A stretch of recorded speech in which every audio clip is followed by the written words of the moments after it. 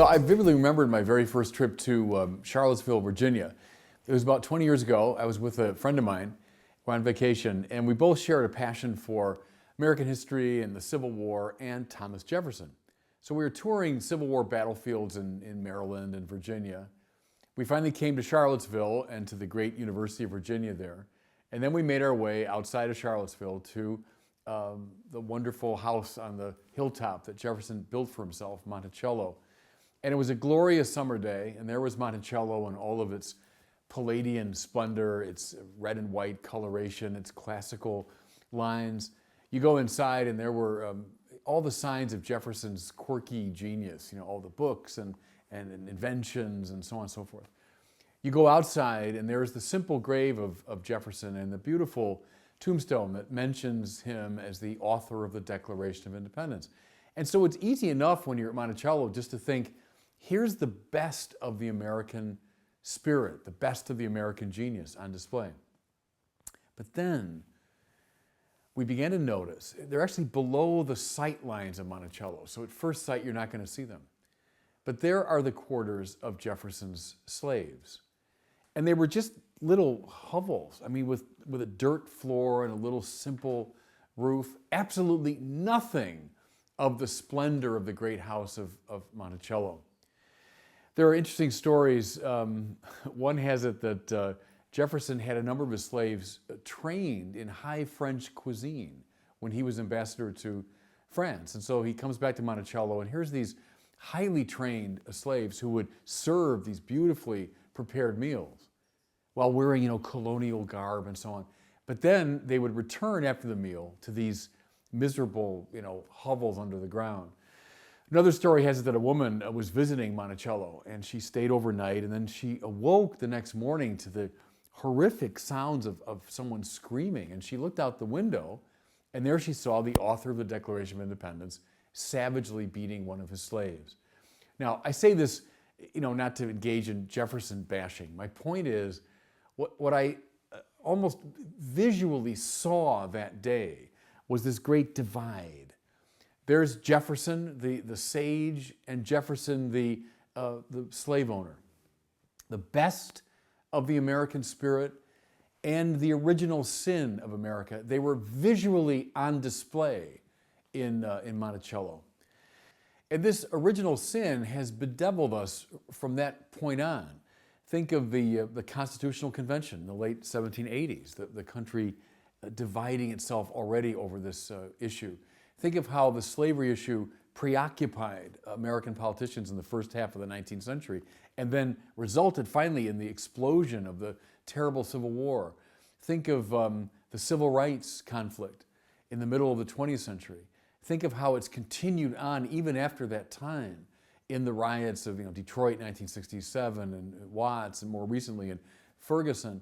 What the events in Charlottesville showed us, these recent events, is that this problem, though very important strides have been made, God knows, but nevertheless, this original sin of America remains, this tremendous divide. And to me, it was weirdly appropriate that it happened in Charlottesville, this confrontation between American ideals and these particularly nefarious representatives of a poisonous ideology. To me, it was weirdly fitting and appropriate that it happened in Charlottesville, Virginia, where I first saw visually this original sin. Now, I've been using that phrase on purpose, that phrase original sin, because it's my conviction that this race problem, prejudice problem, and so on, is not simply a political matter. It's not simply a social problem or an economic problem, psychological problem. Fundamentally, it's a theological problem. And only a theological solution is finally adequate to it. And what do I mean? I mean, whenever anyone engages in this kind of dramatic denigration of another human being, in this fundamental denial of human rights, what's going on is a denial of the imago Dei, a denial of the image of God in that person. It's a violation not just of a person's civil rights, it's a violation, if you want, of their theological identity. And so the solution to the problem, again, is not just governmental, not just economic or political. The solution is a theological one. And nobody saw this more clearly than St. Paul in the first century. Think for a minute how divided St. Paul's society was. I mean, it was not unlike ours.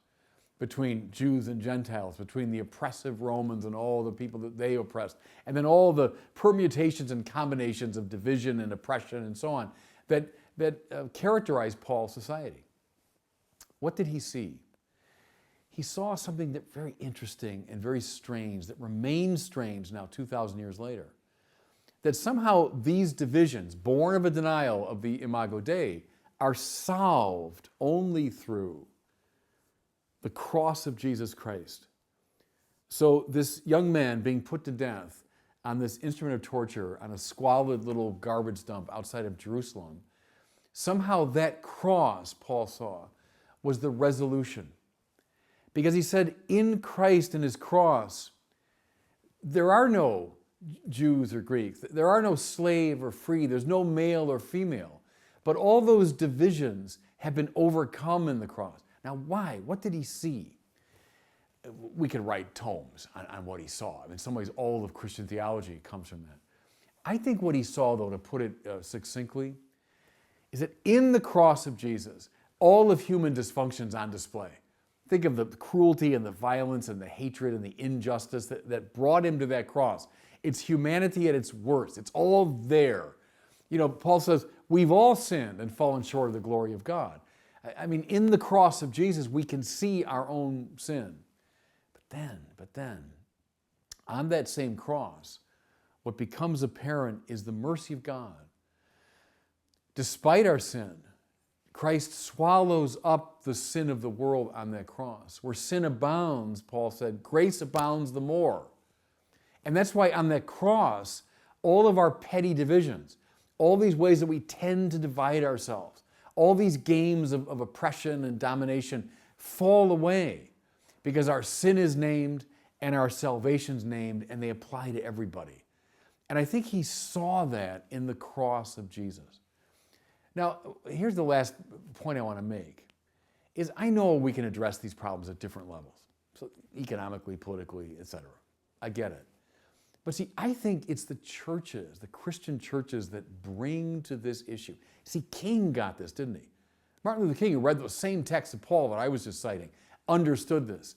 That finally it's a task of the church to bring this great wisdom of the cross to bear on this original sin of our American culture.